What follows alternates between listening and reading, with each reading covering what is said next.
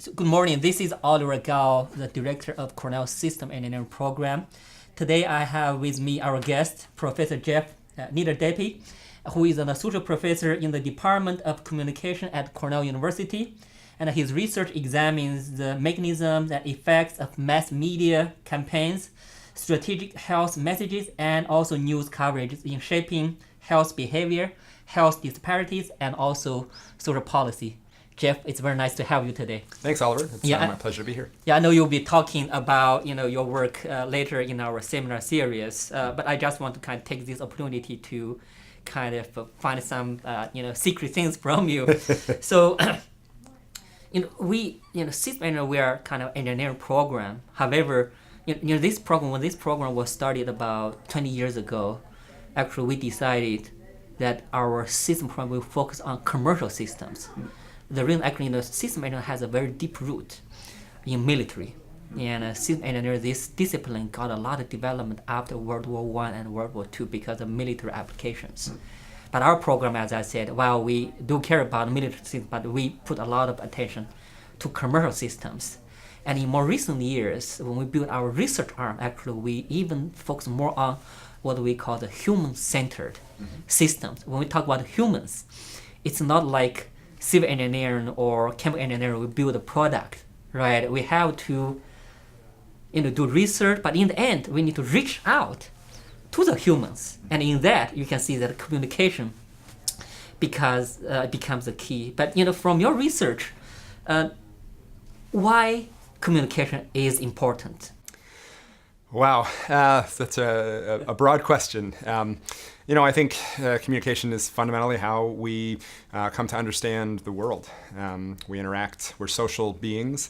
I think that sometimes that's underappreciated, but our health is driven by our social connections and our social interactions. Our productivity, our work lives are shaped by social interactions. So we're fundamentally social creatures. I think an implication of that is that to understand lots of social problems, we need to understand how messages travel between people, how they diffuse, how communication influences social systems. I've tried to make that the center of my research. So you mentioned social systems and the social problems where communication is really, really important. Would you like to give some examples of some kind of very important social problems that our today's society is facing? Well, yeah, sure. So a lot of my work focuses on health issues, but I've also done some work recently on climate change. So I think most people care about health. We as populations care about the health of the population within countries or communities, because that shapes lots of outcomes. And so one thing I think that we've come to learn over the last 20, 30 years is that we can't just think about health as an individual problem or a medical problem, right?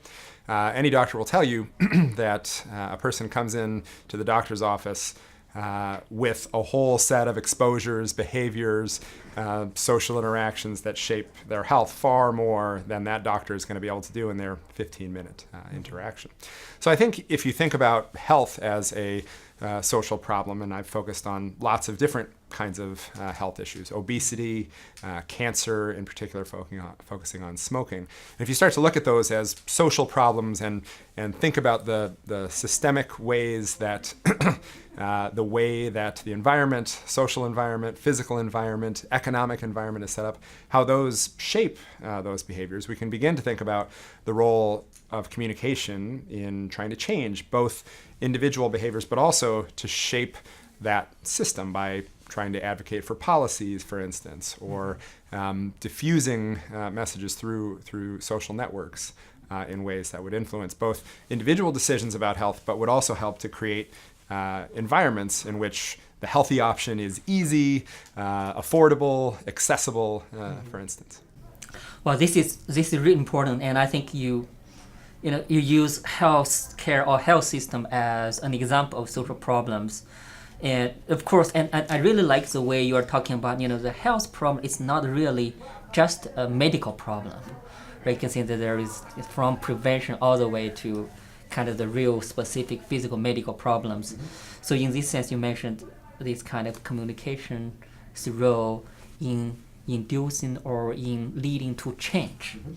So speaking of this change, and you talk about like individual change, and also could be group or societal change. Right. So where communication is so important. So in that sense, communication with individual at an individual level versus communication like a mass media communication to the general public.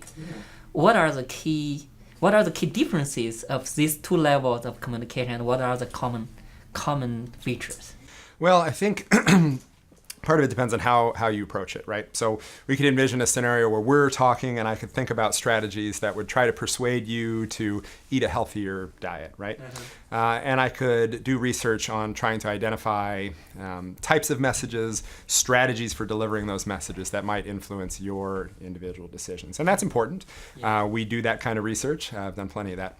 But if you try to think about scaling that up, what affects the behavior of a population?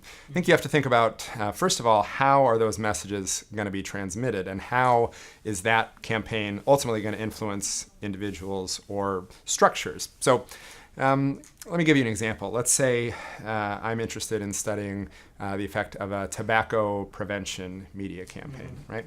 One way that could affect you would be by you seeing the ad and it having a dramatic effect on your desire to quit smoking, as this case may be, right?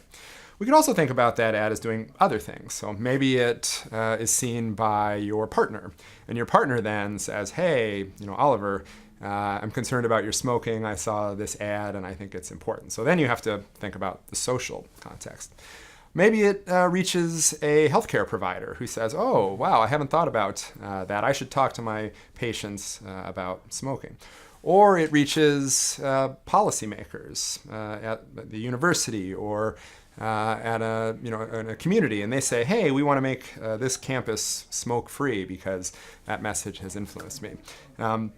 Even at a broader scale, we can think about how these messages invite us to think about who's to blame for these problems, right? So some tobacco prevention campaigns emphasize the role of the industry in marketing tobacco products. And that might invite people to think differently about how we should regulate tobacco companies, whether we should prevent them from advertising e-cigarettes in places that reach children, for instance. So I think if you think about the social system very broadly, we can think about lots of levels at which a mass media campaign might influence both policymakers and decisions about policy, but also social networks of individuals and people themselves. Just for this tobacco prevention campaign, communication, you mentioned quite several stakeholders, and it seems to me like in the communication strategy as well as approach vary, depend on different stakeholders. Of course, I think for you probably you are not only looking at effective communication with these individual stakeholders, but in the end, all these different communication components across different stakeholders, in the end, how are they going to be framed together to achieve the goal of the campaign? So speaking of this, maybe we can dive a little bit further in depth of your research. Kind of, all these kind of communication, what are the key kind of challenges, either theoretically or empirically? What are the key challenges that your research is trying to address? Well, it depends on, as you pointed out, I think it depends on the stakeholder that you're talking about. So when it comes to health problems, you're often, when communicating with individuals, trying to reach people who are not engaging in the healthy behavior or engaging in a behavior that's destructive to their health. And what we know about people is they're defensive about those kinds of things, right? We want to maintain a sense of self. Nobody likes to be told, hey, you're going to get sick if you keep doing that. So on the one level, I think we have to worry about people's general aversion to these kinds of messages, their desire to counter-argue them, right? So that's a big problem. Second is, how do you reach people who aren't looking for a message? So we are increasingly in a media environment where we have choice about what we can access, right? It's not like we have three major broadcasters and you watch whatever on TV they decide to put on, right? We have Hulu and Netflix and Amazon, and you can choose whatever you want to watch whenever you want to watch it, right? That's right. And so that creates a challenge in trying to get people exposed to messages that they aren't looking for. I think you have different issues when you think about policymakers, right? So policymakers, there's lots of different levels of government, but they are weighing lots of different kinds of information in making decisions. And, the health of the population is hopefully one of those, but they have to think about the economy, right, and jobs, right? They have to think about safety and the environment, all these different things. They have to think about different constituents, right? And so if you're trying to make the case that, we need to, for instance, have healthy fruits and vegetables in all campus eateries, let's say, right? Probably going to cost more money to do that because fresh produce can be more expensive than prepackaged, goods that can stay on the shelf for a long time, right? So you have a different set of considerations that you have to weigh. So sometimes when you're communicating with policymakers, you can't just make the health case. You have to make the economic case. You have to make the social case, right? You have to make the environmental case, whatever the case may be that might be persuasive to those stakeholders. And we have a political system with largely two-party system, and Republicans and Democrats think about health problems and social problems quite differently. And so the strategies you might need to convince a more conservative policymaker might be different than the strategies you might need to convince a more liberal policymaker. So in this sense, I think you briefly mentioned the emergence of all these new technologies and social media, and now we're living in a digital age, and even kids they can have an iPhone and all. So what's your view? Of course, anything that probably has a downside and also an upside, So what's your view of today's technologies and also social media, the implication of these things for communication? I mean, it's transformative in many ways. So I think we'll start with challenges. One of the challenges, I think, that if you think about news or even kind of shared experiences, there are fewer and fewer as people have more highly targeted news feeds that they receive, more highly targeted media selections. So it's hard to find instances where you get a lot of people sharing information or an experience, right? And that can be a real challenge if you're trying to communicate with a large segment of the public and trying to promote social change, which often requires large buy-in from the public. So that's a challenge. I think a second issue is this individual choice in selecting media messages and the assumptions that come with that people are going to look for what they want, right? And what they want is not always what they may need from a health perspective. So it's increasingly difficult, I think, to get advertisements in front of people in these circumstances, right? Because you were watching TV before, you'd have to sit through the ads. Yeah, you could leave the room 20 years ago, but you had to wait till they were done. Now you just fast forward them, right? Or right. You click to close the ad in social media as you're waiting for your whatever streaming video you're trying to load, right? So those are the downsides. The upsides, I think, are we do have circumstances where messages that are very cheaply produced can travel through social networks and reach a large number of people very quickly.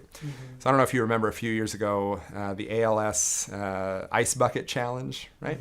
This is just a very cheap strategy that was tremendously successful, at least in the short term, because people it went viral. People passed this message along. It didn't require you to buy lots of advertisement, which cost a lot of money on big media, CBS or NBC programs, right?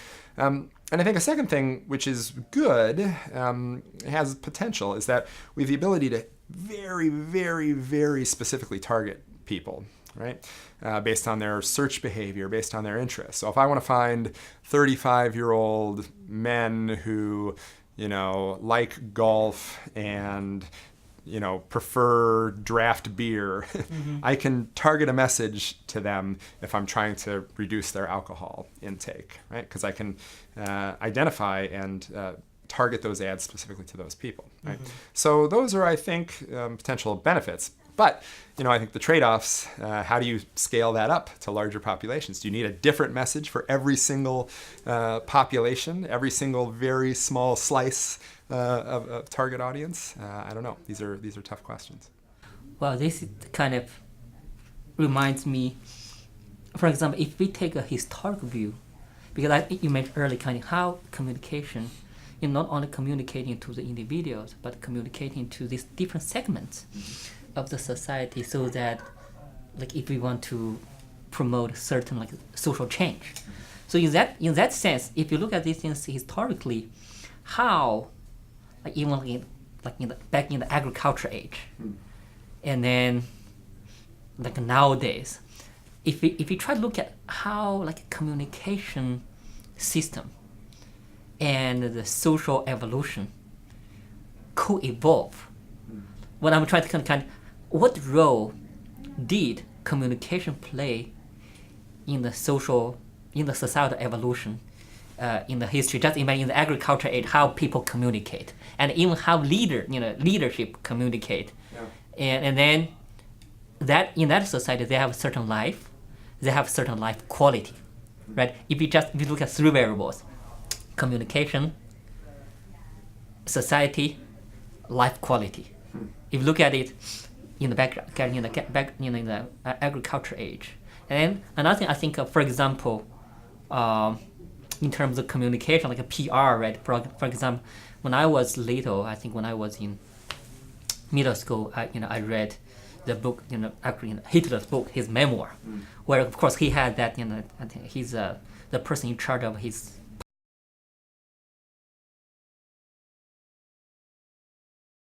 PR campaign.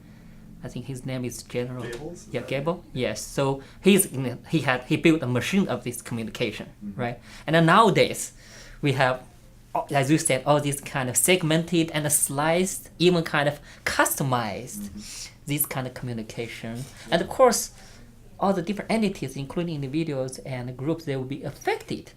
Their life quality will be affected by this kind of, this communication.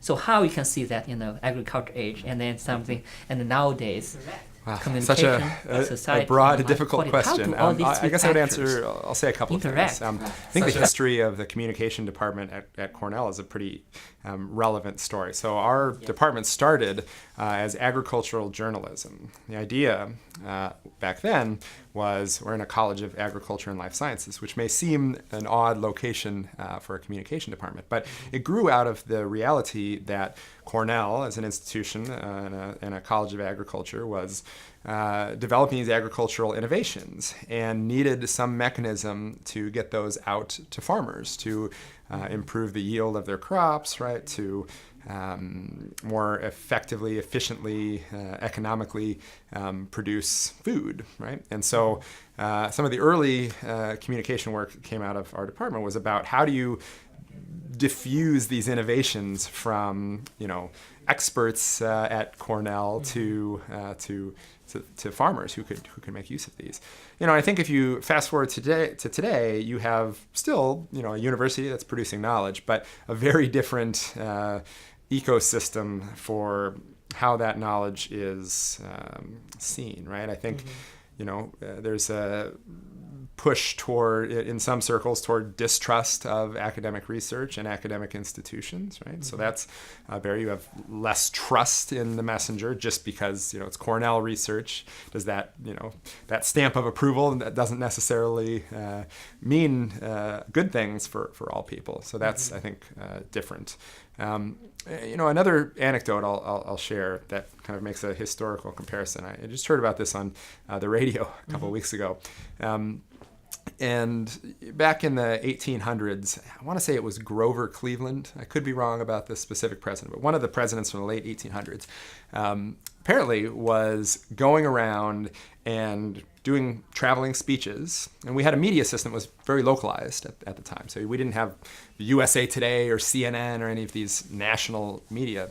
And apparently the candidate was going around and telling completely different things at each stop on the campaign trail, right? One thing to, hey, I really care about workers here in Cleveland, and then, hey, I really care about, Wall Street here in New York, or whatever the case may be, right? And this kind of came to light, and is the reason that the traveling press corps for presidential candidates was assembled. So journalists said, hey, we need someone to track this, right?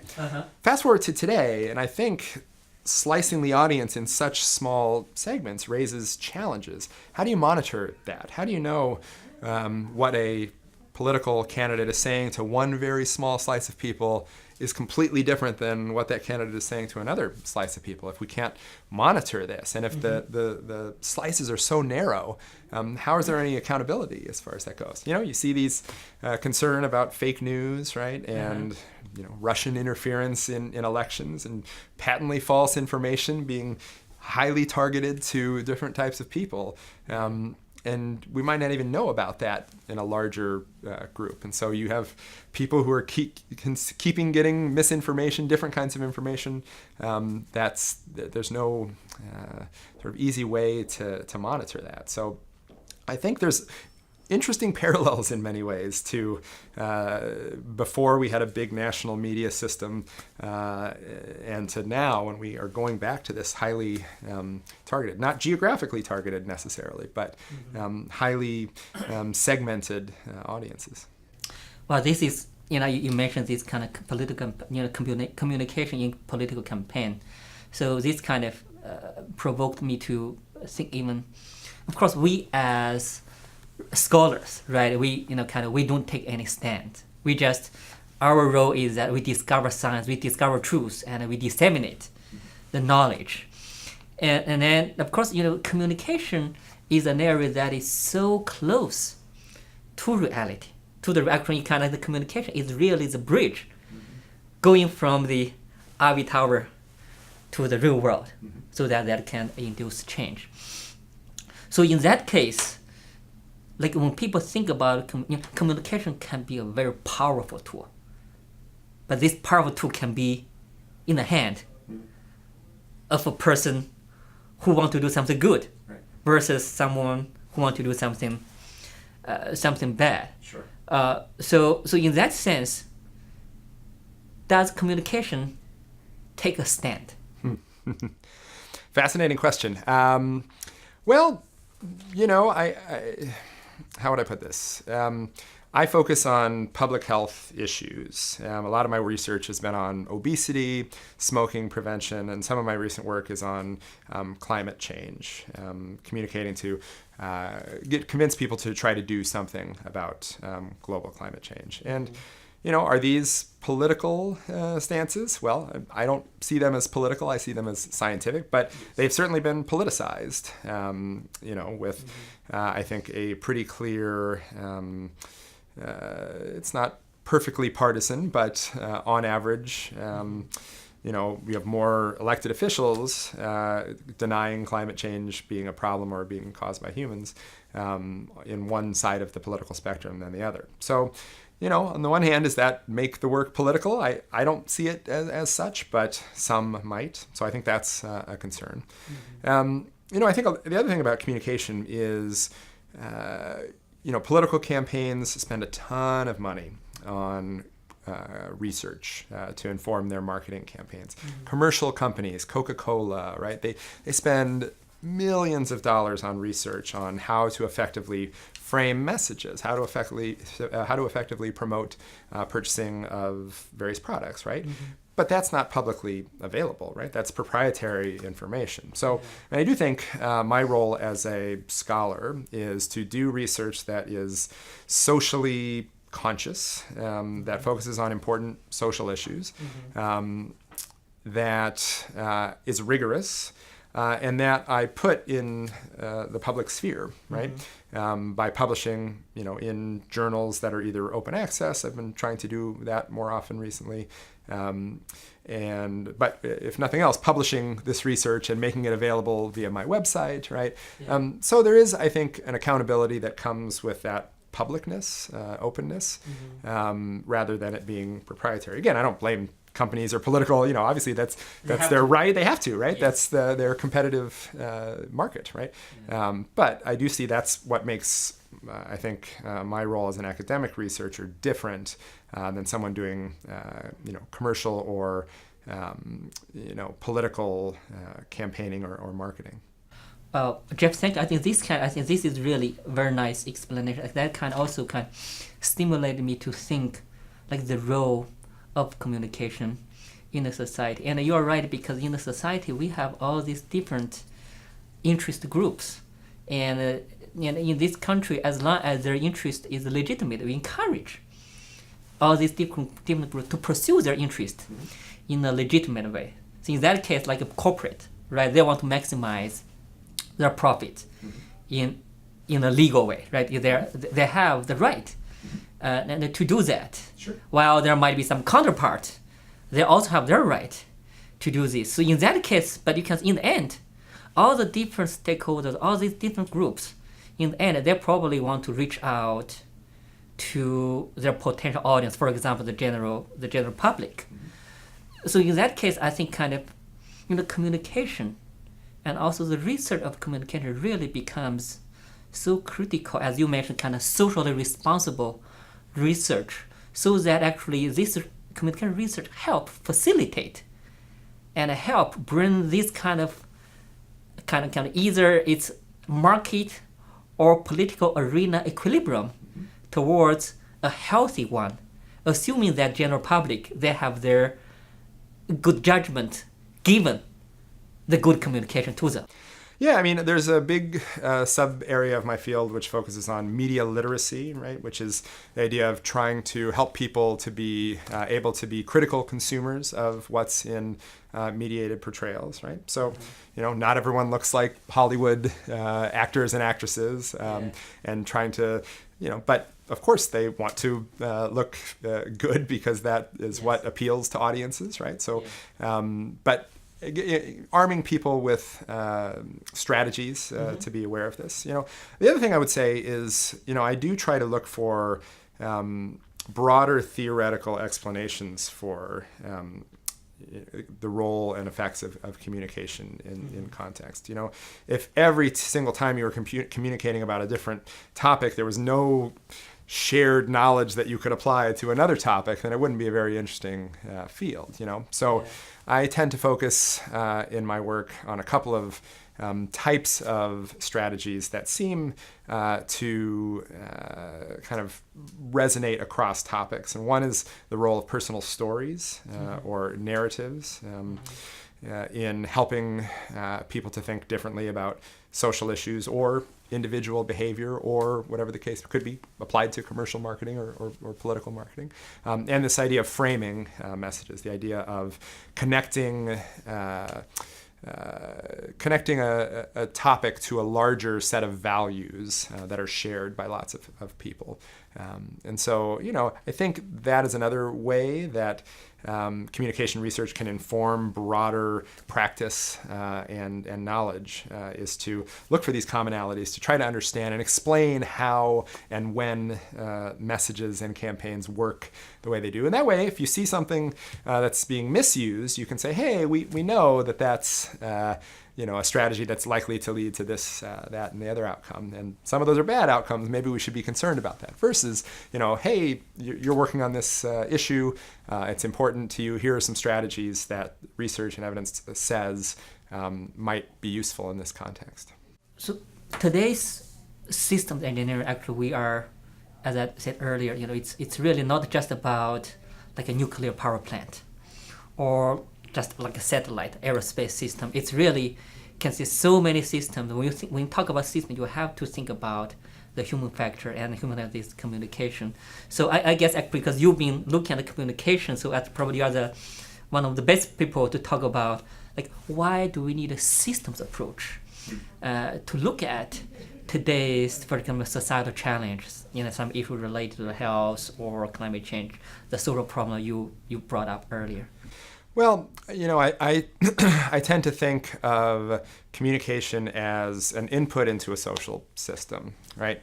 It's not a neutral act communicating, because communication is a two-way process or a multi-way process. So it's not a pill. I mean, don't think we can treat communication like a pill, something you put in a body and then it has its effects and it goes on, right? People respond and react and communicate in different ways as a response to it. So if we think about dynamics of communication, you sort of have to think in a systems way to really understand what's happening. I think there are a lot of parallels between I don't know systems engineering as well as you do, obviously, but as a field or where the emphasis has been. But you think about human systems of networks and how sociologists and then communication scholars think about how information travels through networks and how that changes dynamics of networks while also changing individuals within those networks. I mean, that's a systems way of thinking, I believe. And so I guess I've never understood the world in any other way. Yeah, but I think that's great because you mentioned these kind of networks.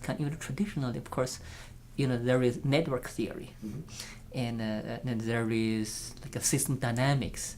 But even this, when we, for example, my own research is in transportation. We have transportation networks, but in the conventional transportation theory, we won't look at transportation networks. We just assume cars, like particles, transporting in a fluid. Right. Like kind of we said, these kind of particles, they don't think, they don't communicate. But now I think but now when we try to manage congestion, when we try to manage this kind of air pollution associated with transportation, and we have got to reach out directly to these individuals, these particles, so that we can introduce behavior change. So that's why it's really, I'm thinking communication will really be a key role, and also understanding of communication dynamics. For example, I think early in one of your papers you talk about how do we distribute information or signal to this, like for the tobacco prevention campaign to different individuals. And in transportation, we have these message signs on the road. And how do we design this message sign so that we can introduce some behavior change? So it's really, even I think kind of this slice micro simulation and this micro communication and also dynamics of communication, even learning from communication, this kind of from micro level control all the way kind of translated to the high level planning and control. Sure.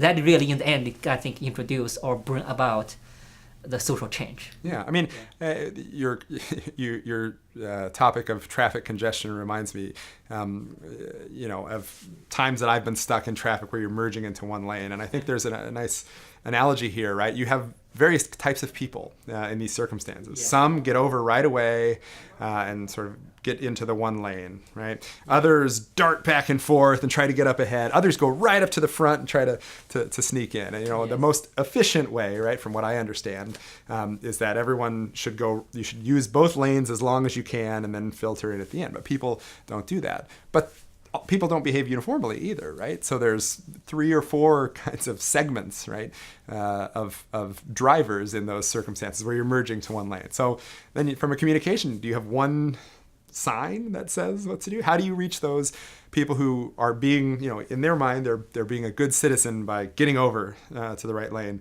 that the single lane that's going to go through. But it slows down the whole traffic, and it builds resentment as those other people get a free pass and they get to go all the way to the end, which, the research would say that's the most efficient way. But you also have this, those are selfish people who are going up there to the end, right? Yeah. So, I think absolutely there's lots of intersections there. And I think, thinking about how would you effectively communicate to those people who get over, say, yes, you're being fair, like the value is fairness maybe that's overriding that's designing their decision there. I want to be fair and get over as soon as I can so that I'm waiting my turn in line versus The other people might be thinking efficiency as their value, right? That's guiding it. Or others might be just trying to get there as fast as they can, right? So would you need a different message strategy for those three people? Maybe you would. Yeah, I think that's three different signs. Yeah, it's kind of, a lot of things they're common, they're interrelated. So I have my last question. We talk about this communication. We want to use communication to bring about change. That reminds me, what is education? Education is also, right, by communicating to students and arm them with this knowledge so that they will change. So, Sure. So what's your view about how we can more effectively incorporate communication and equip our students with better communication for whatever they want to do into our systems education programs? Wow, it's an interesting question. Well, I think, you can teach people to be better communicators. That's, I think, a Cornell-wide interest, having people be better writers and speakers. I think all fields benefit from that. You can train people to interact in groups in different ways, and we know that diverse groups tend to produce better outcomes than groups of all like-minded individuals, right? Mm-hmm. So, I think that's a relevant thing. I think maybe I'll answer it in this way. When someone wants social change and wants to do some kind of intervention or something to do that, there's always some kind of theory of how that social change is going to happen. But it's not always explicit, and it's not always informed, I guess I would say, right? And so I think far too often you say, we want people to do some behavior or change some policy. We just need to give them the information about that, right? And therefore, that will lead to better outcomes. But, we know from lots of research on decision making, lots of research on communication, lots of research on behavior, that approach may not work because that information may not be what's driving those decisions or those behaviors. So I think having an understanding of the factors that drive human decision making, having a theory of how social change happens is tremendously important, I think, for anyone who's interested in creating social change, because it opens up, I think, different avenues of which to emphasize, right? So just for way of an example, it may be that the reason we care about reducing rates of smoking is because smoking is a risk factor for lung cancer, right? So we know it's a risk factor for lung cancer, leading cause of preventable death, right? That doesn't mean that communicating about the risks of smoking for lung cancer is the most effective strategy to promote individual or social change around smoking, right? It may be other things, that it harms other people, right? Or that it's addictive and people lose control, or that there's a powerful industry who is, trying to sell this product, which they know kills people, right? And that might be a catalyst for change. So, I think thinking in a sort of strategic way about the role of communication in social change is something that any discipline, I think, could benefit from. I really agree with you, because you mentioned kind of how we communicate with people. So, for example, even using tobacco or using alcohol. Mm-hmm. For example, I guess, but a lot of pregnant women, like if they didn't get pregnant, right? When you say you should stop drinking, you should stop smoking, they're probably, however, when they get pregnant, because they care about their babies, and then all in a sudden, right, even before they get, they stop this. And I think that's a very good example, kind of, it's sometimes when we talk, this good, it's bad for your health, that probably won't stop them. Right. However, if you talk, it's very bad for someone you care about the most, or if something happened to you, how about your cared ones? Right. Yeah, so. Absolutely.